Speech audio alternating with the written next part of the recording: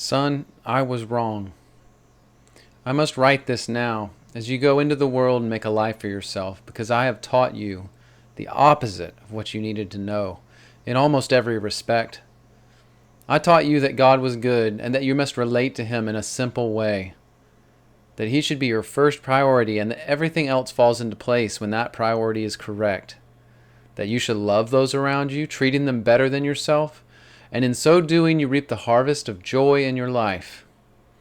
That other people, for the most part, understand this way of life as well, and that many are also looking out for you, their fellow neighbor.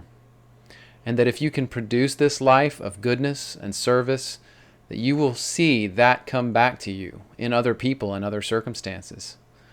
That good will always win. But I was so wrong.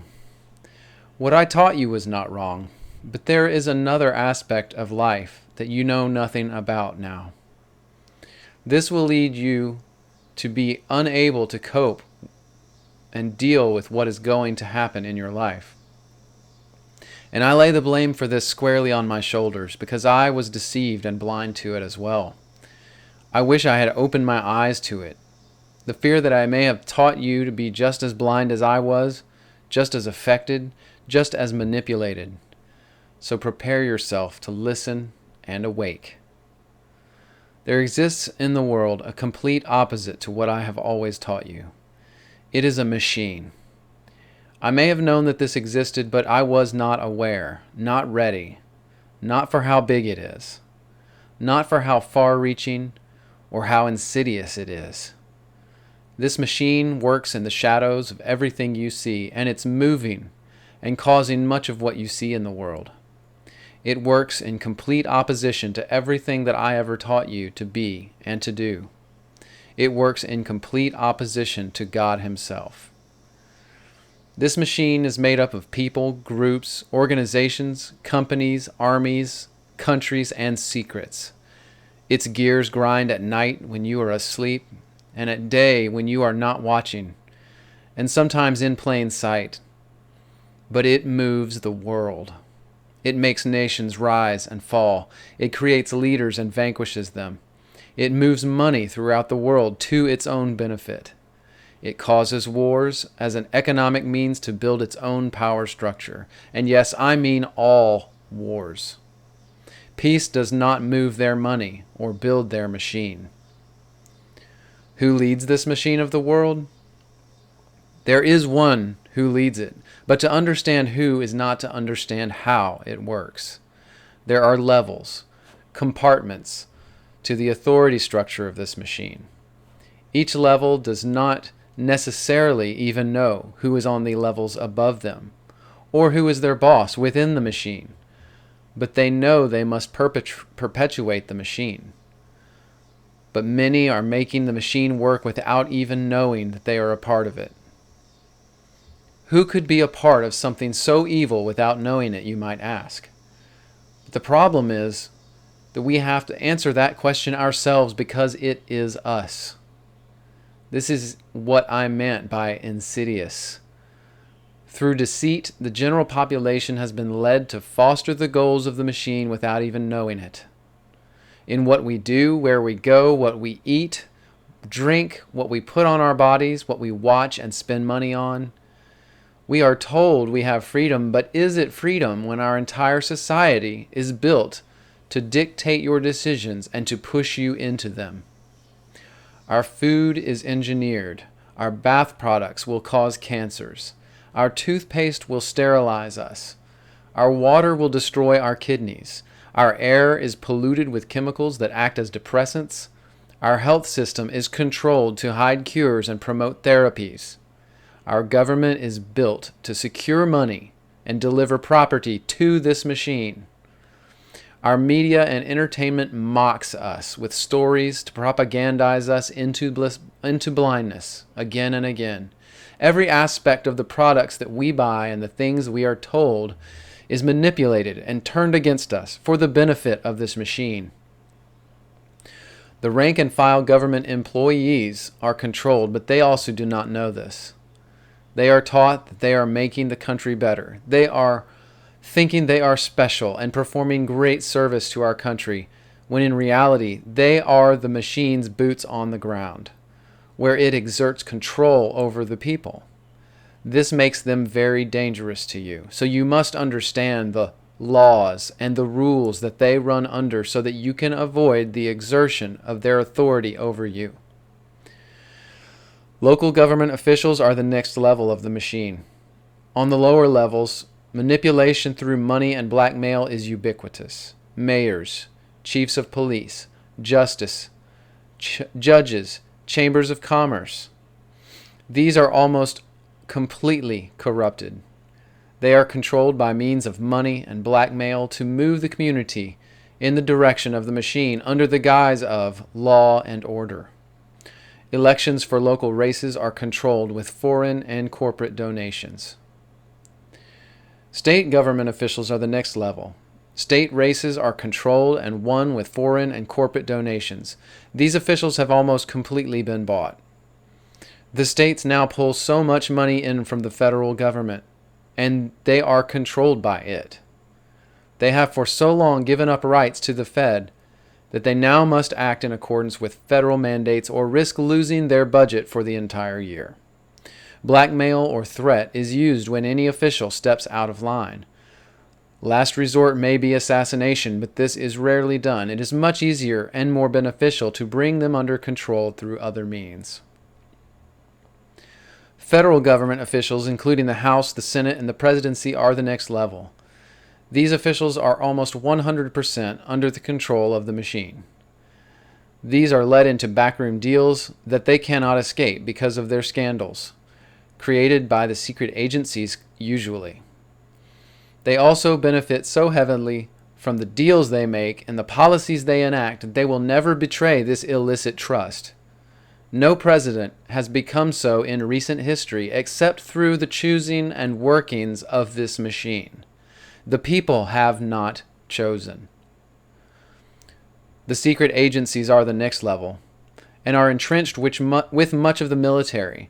Secret agencies are the enforcers of the will of the machine. They enforce the agreements with the politicians, with blackmail and threat, or with providing deals that benefit the individual monetarily. They use these relationships with politicians to move policy, to create law, and change the will of the people. They also can manipulate them to cause the nation to go to war. And then the secret agency brokers the side of the military also to bring about the desired outcomes of the machine. Global organizations are the next level. These organizations exist under the auspice of the common good of all people for all nations. But they talk out both sides of their mouths. They make policies and recommendations that enhance the machine's leverage over all the nations of earth. Then they push these policies upon the bought and paid for politicians, who are then strong-armed by the secret agencies with blackmail to enact the measures recommended by the global organizations. In this way, a system of control over every nation in the world, and in turn every person, is being exercised at the present time. Bankers and money handlers are the next level. They are the ones who sit above all other humans and shift the nations of the world. None of the other levels would work without the grease of the international money and credit. These bankers can change markets and move monies instantly to their liking, and in so doing, the machine starts turning, and it leads to the activation of the other levels of control. These are not the top level, however. The bankers control a pseudo-level that is its propaganda arm. This includes the media, film, television, magazines, newspapers. Almost every area of entertainment is weaponized. Those involved in acting and broadcasting are again involved by cooperation with the machine in disseminating its message, or they are blackmailed, manipulated, threatened, or blacklisted. Again, with assassination as a last resort. The bloodlines are the highest level on earth. These are the decision makers. Some of these actually work within the other levels to ensure their orders are being implemented correctly. They are shown as benefactors, humanitarians, and most have fronts through global charity organizations. They have kept their family bloodlines pure for generations, which leads to the top of the machine. But we are not done yet, because you see, this evil is not just about humanity, but it extends beyond the physical. The leader of this machine is not human. And if you are to understand who leads the machine, or rather, whose the machine is, you need to understand more about the people involved. These bloodlines, as I told you, are preserving their heritage by only marrying inside their families. So why are they doing this? What are they preserving, you might ask? You might think that they were only preserving a family name, but it is much more than this. These bloodlines, these human leaders of the world, claim that they are preserving their line, which descends from angel-human intercourse in the distant past. They marry only within their family to keep the purity of that hybrid heritage intact. They believe that this does give them special abilities, understanding.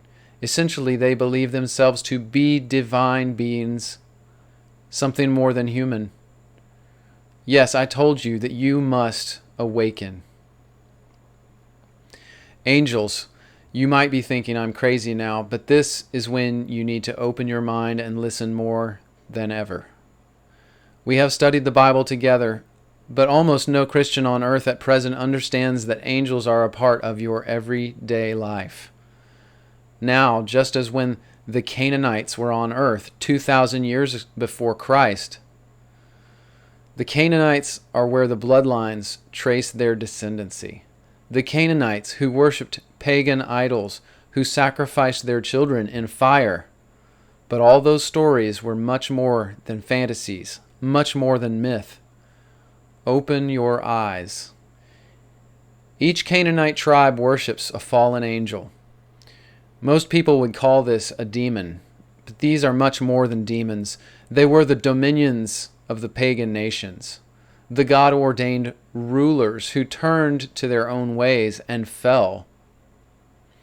Now the bloodlines at the top of this machine and this world truly worship a single one of these angel rulers. By them he is called Lucifer, and is one and the same with Azazel, Beliar, Satanael, and Satan. They have kept their pagan practices from the time of their ancestors in Canaan, and still perform the same rites: child sacrifice, torture, murder, idolatry, cannibalism. These things happen in the dark places of the world that you and I will never tread. Treachery and sorcery that no man should ever know. The lives of those outside their bloodlines are useful to them only as fodder, as tools, and as food. In the end, their singular purpose is to bring all the world under the rule of this one angel power, under the rule of Lucifer himself. It has been his goal all along, for thousands of years, and they are using the machine to put the world and all people under his control. And just remember that almost no one involved in the machine knows that this is the ultimate goal. Only the bloodlines themselves know this. And they turn the cogs of the machine in order to fill this goal. Everyone acting in a bitter concert to slowly, methodically turn over control of the governments of the world and all levers of control to Lucifer himself. People have accepted his doctrines as their own because the information that recycles through us from the machine is propaganda. We are presented with only his ideas, only his constructs, only his perspectives, only his subversive goals, so that we slowly accept them as our own. And this is the hope that is at the end of this twisted story.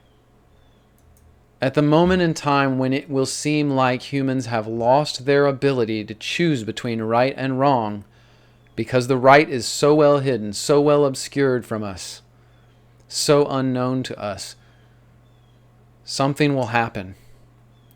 And this something will be God's work.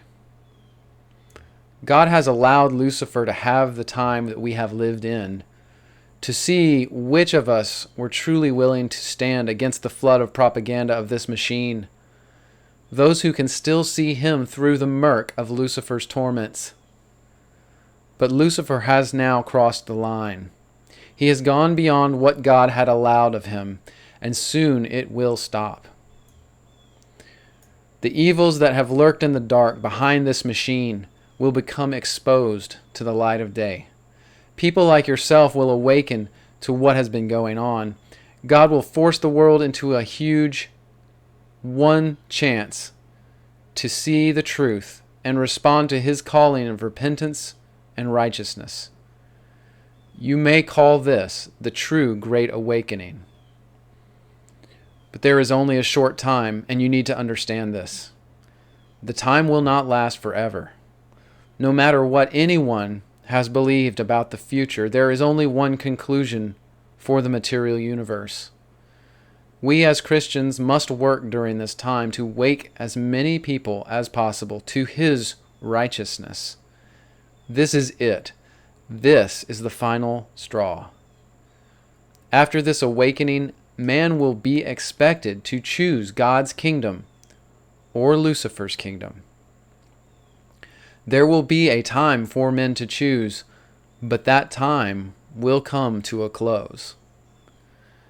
Again, it matters not what you or anyone else thinks about this end, but it will come. It has been foretold since the beginning, and God is not silent any longer. The world will be cleansed with fire from the throne of God in heaven. This has been foreseen, and it will occur. So in this time, while we wait for God to reveal his righteousness from heaven to earth, please be vigilant. Be strong. Be bold. Tell others of the things that are in the dark. Tell them of what righteousness looks like and from whom it flows. There is no time any longer. I am again sorry that I can only tell you this now. If we had only been awake.